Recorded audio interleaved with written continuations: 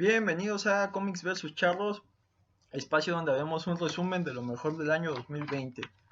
O no, yo creo que no, espacio donde hablaremos de cómics, videojuegos, películas y todo lo relacionado a la cultura popular, y si queda tiempo hablaremos de charrería. Yo soy Jim y en esta ocasión hablaremos sobre Stan the Man, Stan Lee. Eh, Hemos hablado mucho de personajes, hemos fantaseado sobre situaciones hipotéticas con estos personajes, sobre qué les gustaría de comer, a dónde irían de vacaciones, tonterías de este estilo. Hemos hablado de películas, hemos hablado de obras, pero no hemos dedicado un episodio netamente a hablar de los autores, así que empezaremos por el, el- el más importante.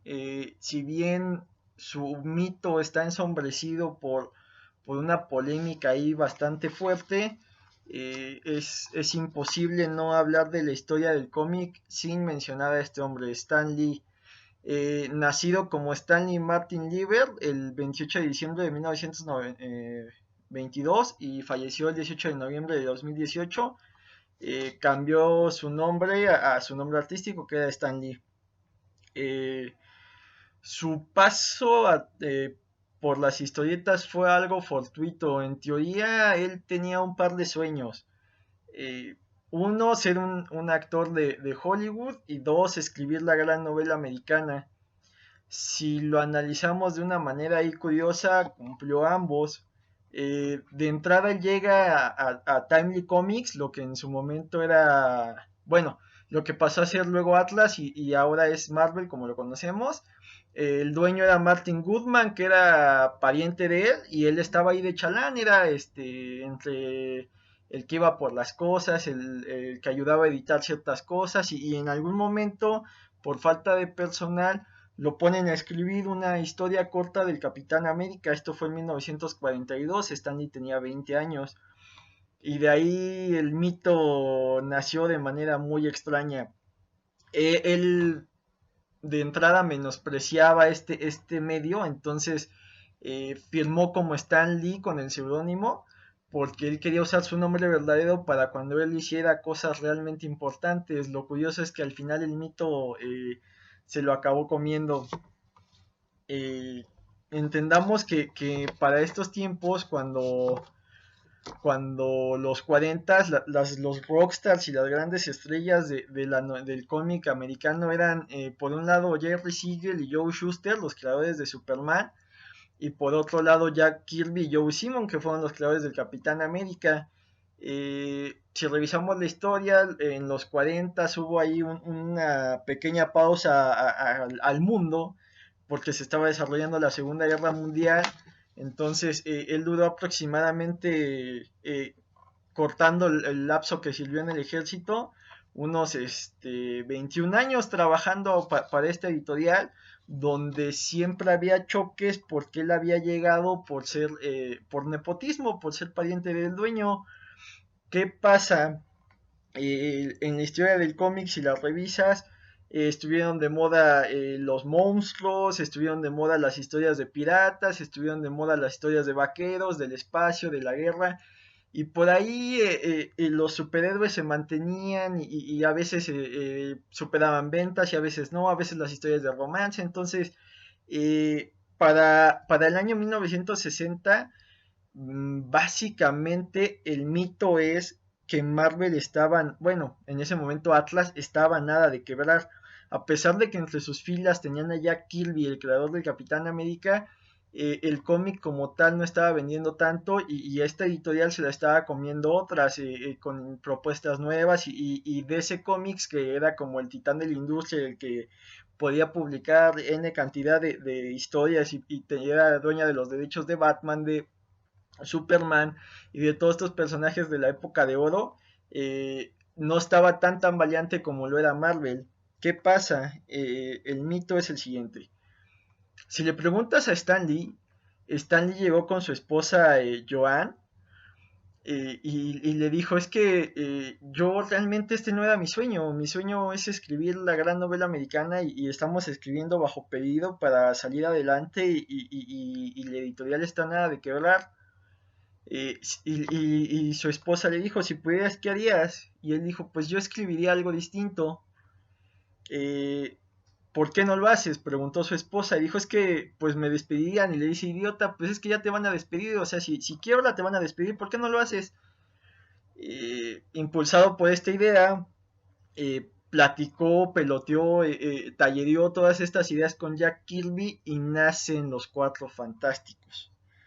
Ese cómic acabó revolucionando la industria porque marca el momento en que los héroes ya no es una cualidad donde netamente por tener estas poderes y estas habilidades deciden hacer el bien. Los poderes pasan a ser una carga.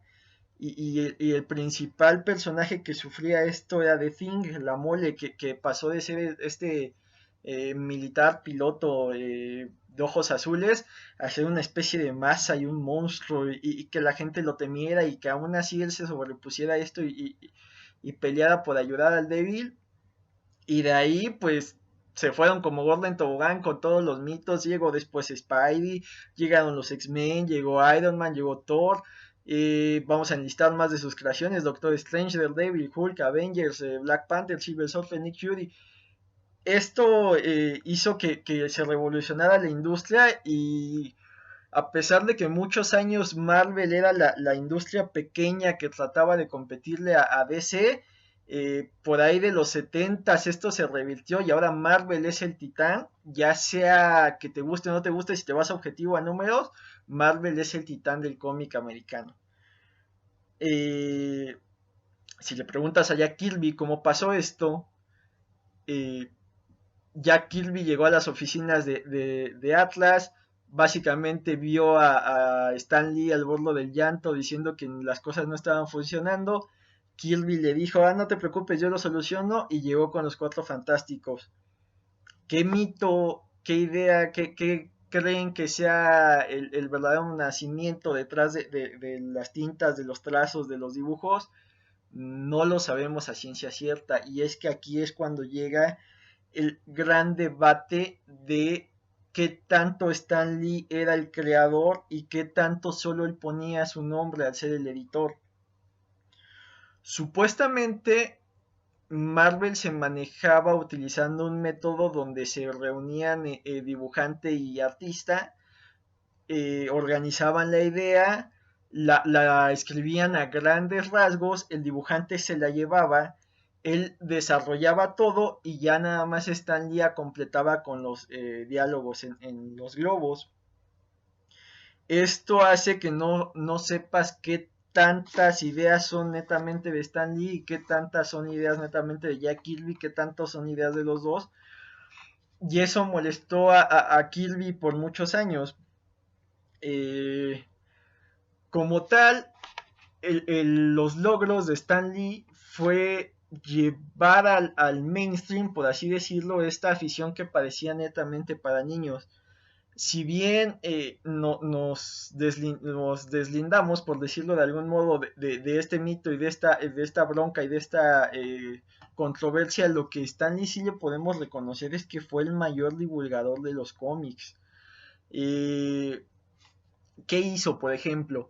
Tenía una editorial donde hablaba con el público y creó esta idea de que pertenecías a una comunidad, que no solo eras el tipo que iba, compraba el cuentito, lo leía y se acabó, sino que te daba la idea de que había más gente como tú que estaba leyendo esto, que estaba interesado en estas historias, que las vivía, que las sufría. Te vendía la idea de que todos los que estaban trabajando en Marvel eran un conjunto de tipos geniales y lunáticos. Él les ponía apodos, él acuñó el apodo de King, el rey, para Kirby, porque sonaba como Kirby, King. Él se autonombró de Man por lo de Stan. Agregó esto del Excelsior. Entonces, esto se veía reflejado en los cómics porque había una grandilocuencia en cómo lo narraba, utilizaba palabras complejas, hacía que todo fuera muy, muy épico, que todo fuera muy grande, que pareciera que estabas viendo la aventura de tu vida. Y lo más loco es que esto lo logró aproximadamente por 11 años, que fueron el tiempo que estuvo al frente de la editorial. Entonces esos 11 años, a pesar de que se publicaba mes con mes una historia del Hombre Araña, cada número te hacía sentir que era la aventura donde iba a cambiar tu visión de la vida. Y esto es aún más curioso porque él es el que acuñó esto de la idea del cambio. Stan Lee, digamos que proponía que cada número pasara algo completamente loco e impresionante, pero que fueran cosas muy pequeñas y se pudieran revertir para que los personajes que estabas leyendo se mantuvieran de cierta forma iguales. O sea, sí había ahí unos cambios, pero no tanto como para que ya no fuera lo que estás consumiendo. Por otro lado, lo que introdujo como escritor, si ya lo consideramos que es una participación, en mi opinión, nada humilde, porque me choca esa idea de mi humilde opinión, pues si es humilde, ¿para qué carajos la estás diciendo? En mi nada humilde opinión, eh, yo creo que sí había un 50-50 entre lo que hacía Kirby, entre lo que hacía Stan Lee y en lo que hacía Ditko, que en este caso era el que escribía, el que dibujaba Spider-Man. Más si te vas a mitos como donde Roy Thomas, que fue el editor que llegó después de Stan Lee, platicaba que a él le tocó ir en viaje en auto con Kirby y con Stan Lee, y que era muy curioso cómo iban peloteando ideas, y debió haber sido impresionante lo que para muchos ya es un mito el hecho de que existiera un Galactus, un Silver Surfer, y cómo le daban forma a este universo contenido.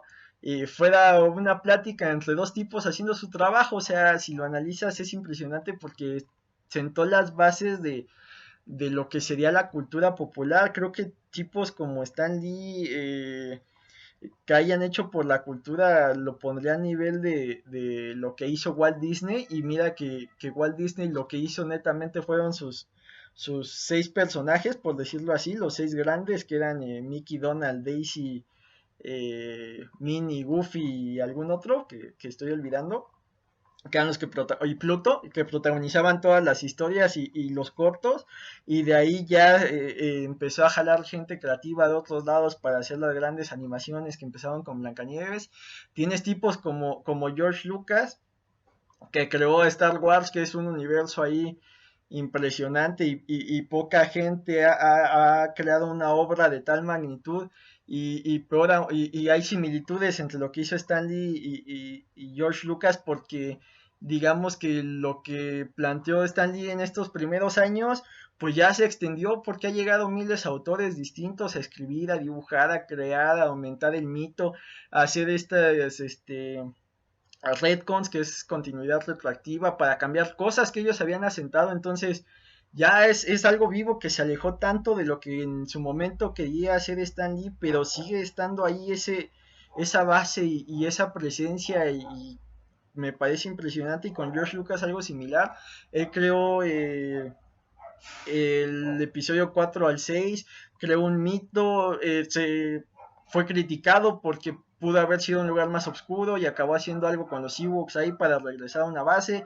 Eh, Quiso retomar su gran obra con los primeros episodios. eh, Pudieron haber resultado mejor, tal vez se abusó del CGI, y al final por la agenda personal decide deshacerse de estos derechos. Y ahora el mismo Disney, que tiene tanto Marvel como Star Wars, son los dueños. Entonces es curioso cómo tercia de tipos, por decirlo así, han influenciado tanto. Y es más curioso porque muchas veces Stan Lee se dedicó más al del lado del marketing. Entonces siempre tuvo esta idea de que Marvel podía ser el nuevo Disney, y que ahora lo hayan comprado es algo irónico, y de esas cosas que parece que estaban destinadas a ser. Ahora, retomando un poco de Stanley como autor, y aparte de esto de lo épico y del método Marvel, también tiene ahí algo muy curioso, que es esta necesidad de que repitan nombres, bueno, repitan letra de nombre y apellido muchos de sus personajes.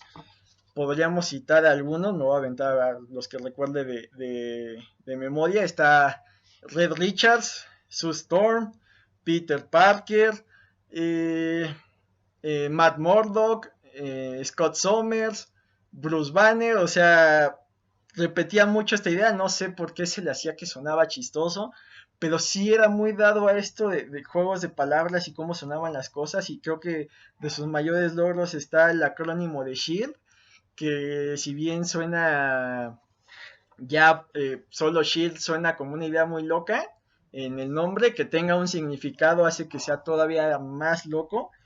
Y otro de los méritos que yo sí le daría es que por estos 11 años él fue el editor que básicamente le daba una consistencia a este universo. ¿Qué pasa con DC? En DC tenías distintos personajes escribiendo distintos héroes. Entonces, Flash por un lado estaba en su ciudad, Batman en Gotham, Superman en Metrópolis, Hal Jordan se me olvidaron las ciudades de Hal Jordan y Flash, mira qué vergüenza. Bueno, cada uno estaba en su ciudad y lo que pasaba en Gotham no afectaba a Metrópolis, lo que pasaba en Fawcett City, lo que pasaba en las distintas ciudades. Y cuando se llegaban a reunir, no había una consistencia, o sea, el mismo mes podrías leer que Batman estaba en el espacio con la Liga de la Justicia y a la vez estaba en Gotham enfrentando al Pingüino. Eso no daba una cohesión y hizo que DC sacara este concepto de que había muchos universos y lo que pasaba a veces era que estabas leyendo la aventura de una tierra o de otra tierra y no era como que siempre el mismo personaje que estabas leyendo. ¿Cuál fue la ventaja de Marvel hacer más pequeño y tener a menos gente trabajando? Que sí había cierta coherencia. Había una especie de seguimiento que decía, bueno, Spidey este mes estaba en Europa porque andaba cazando a Kraven. Entonces no aparecía en ningún otro cómic que no se desarrollara en Europa. Esa libertad hace que, digamos que los primeros años de Marvel hubiera mucha coherencia y no fuera tan necesario volver a contarte historias y hacer un crisis como lo hace DC, que era por lo general la idea de estas crisis era hacer como un pequeño reboot, volverte a contar la historia para que todo tuviera coherencia y ya supieras, digamos que marcabas un corte de caja, decías, bueno, hasta aquí se contó esta historia y a partir de esto es nuevo. Y en Marvel había un poco más de libertad. Cuando Lee deja Marvel en manos de Roy Thomas, pues conforme fueron apareciendo más números y más personajes y más líneas, esto se empezó a diversificar y el fenómeno que pasó en Marvel un poco curioso es que existieron dos universos dentro del mismo. Por un lado estaba todo lo que pasaba con los X-Men y por otro lado estaba todo lo que pasaba con los Avengers y ahí un pequeño universo eran los Cuatro Fantásticos, pero no había ya tanta relación en el sentido que no se compartían personajes. Esto hasta que apareció Wolverine y Wolverine reemplaza a Spidey como el personaje que más vendía, que en su momento Spidey al que reemplazó fue a la Mole.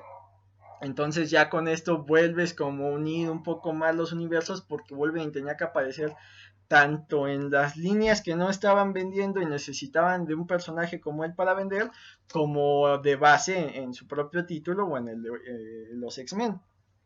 Eh, una vez que Stan Lee decide abandonar Marvel como editorial, no lo hace tal cual como para dedicarse completamente a algo distinto.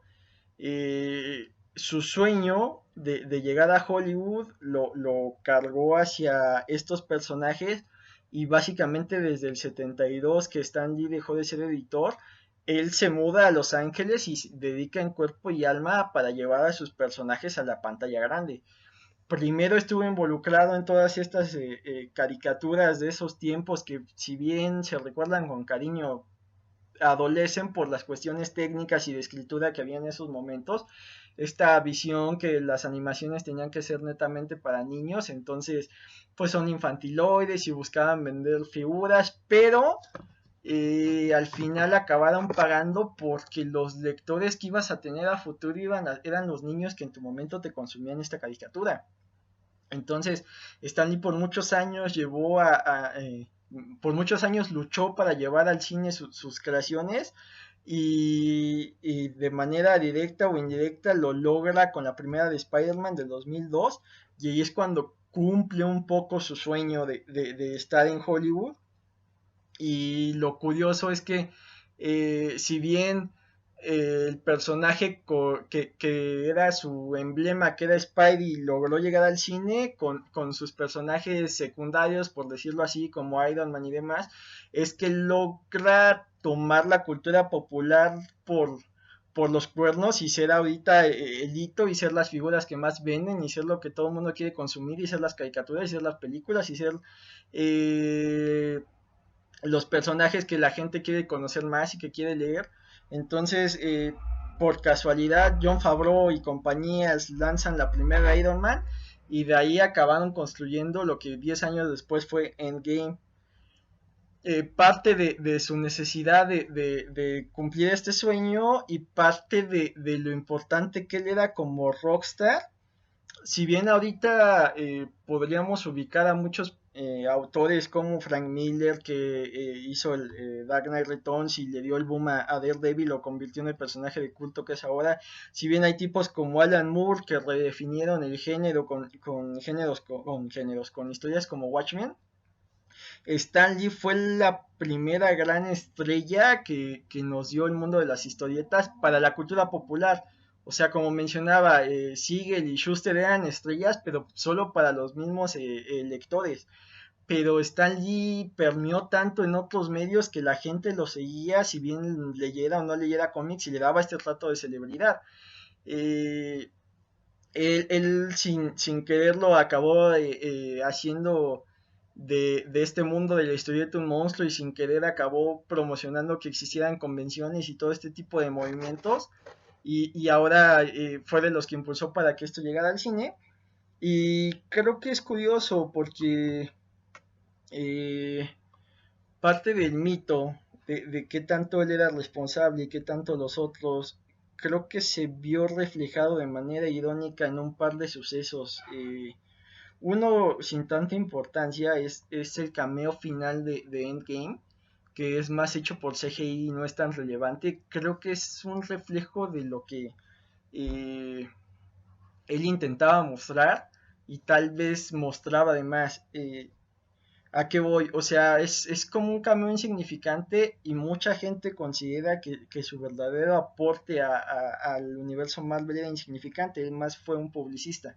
Entonces hay una paradoja ahí entre lo que pudo ser y lo que él fue, que me parece muy curiosa. Y el segundo hecho es que a un año de su muerte aproximadamente, la persona que se encargó de cuidarlo sus últimos años, que era su agente, recibió varias ahí demandas por abuso de confianza y demás y por explotación al buen Stanley. Entonces es curioso cómo pareciera karma, si te vas a ese lado de la historia, que pagó un poco.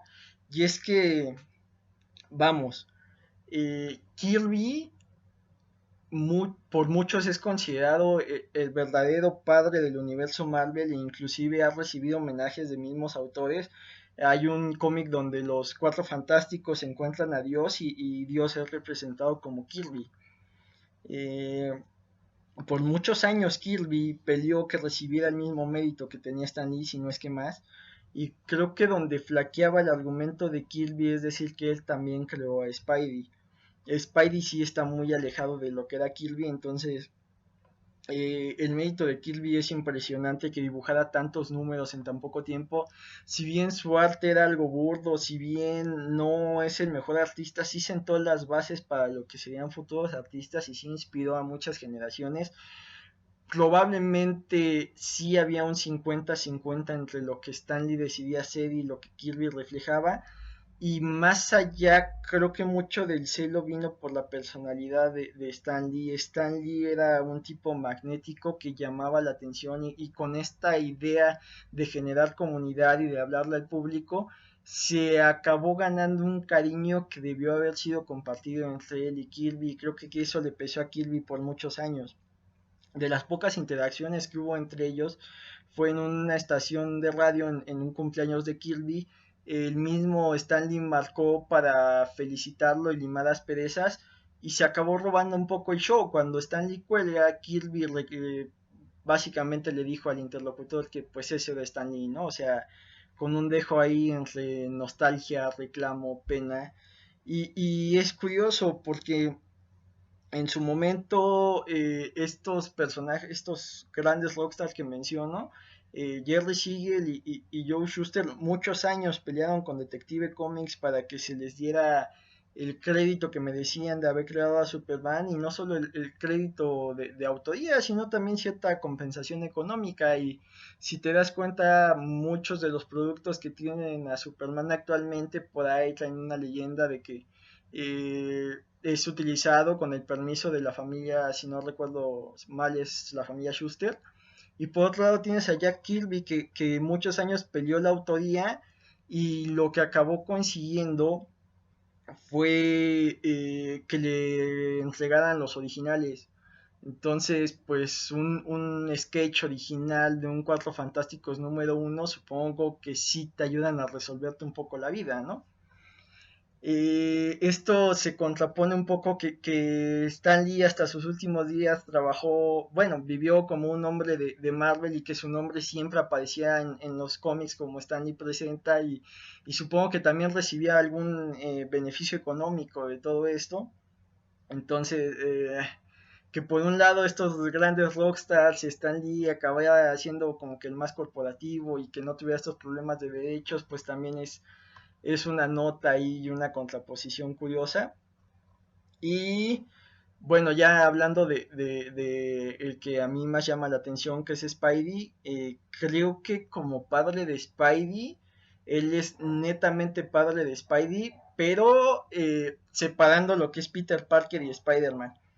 Creo que él tuvo la idea de este personaje que tuviera poderes de araña, y tal vez él le dio esta personalidad extrovertida y los chistes y demás, pero creo que Ditko fue el creador de la otra mitad del mito, que es Peter Parker.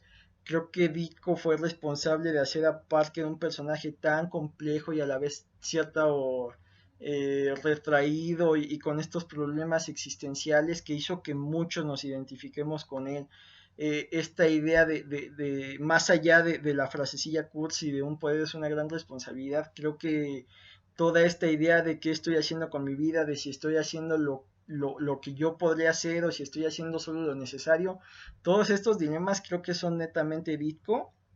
Y hay un tercer padre que acabó teniendo Spidey, fue John Romita. Porque cuando se rompe la relación entre Lee y Ditko, y Ditko decide salir de Marvel, necesitabas un nuevo dibujante y llega John Romita. John Romita, su historial era de historietas de romance, y se ve esta influencia porque él introduce personajes como Mary Jane, que son netamente calcas de historietas de romance, y le mete todo este drama a Parker romántico, y creo que con eso se acaba siendo un personaje tan redondo y tan humano.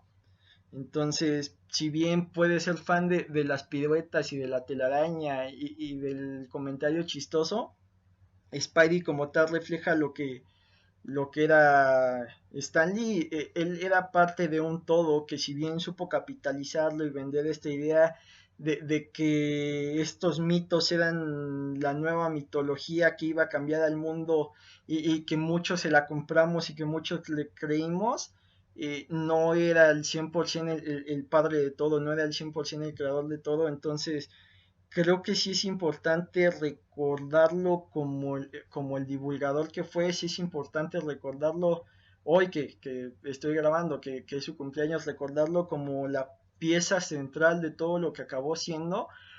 Pero también es importante analizar lo que hay detrás, no dejarnos llevar por el mito, no dejarnos llevar por la publicidad. Es muy interesante la historia que hay detrás. Muchas veces se ha planteado la idea de una película basada en la vida de Stan Lee. No sé qué tanto sería hablar de él como el único creador, y qué tanto con esta polémica, qué tanto como una especie de ambiente tipo Mad Men, donde se peloteaban ideas y qué tanto uno era responsable o el otro.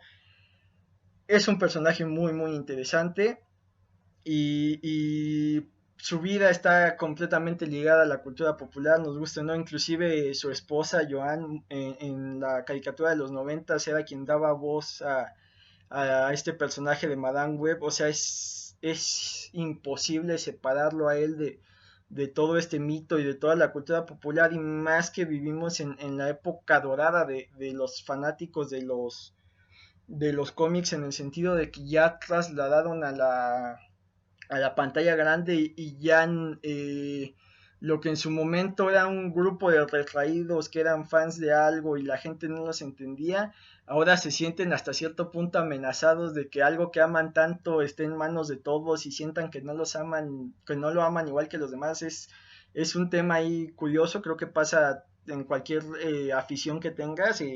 Si te gusta un grupo musical, quieres que más gente lo escuche, y en el momento en que todo el mundo lo escucha sientes que perdió su esencia y perdiste un poco de identidad.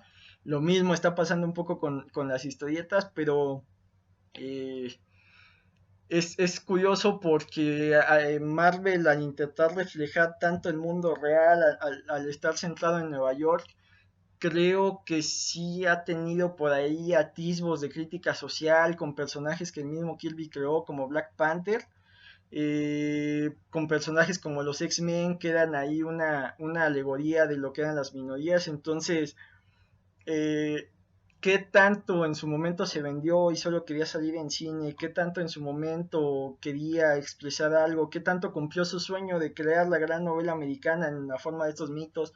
¿Qué tanto su necesidad de foco y aparecer en Hollywood es, es imposible definir al 100 qué tipo de persona era? Creo que es hasta cierto punto triste, o hay una dualidad ahí entre cómo seguía estando en miles de convenciones y filmando cosas y lo traían de aquí para allá, y por otro lado el glamour de haber aparecido en estas grandes películas taquilleras.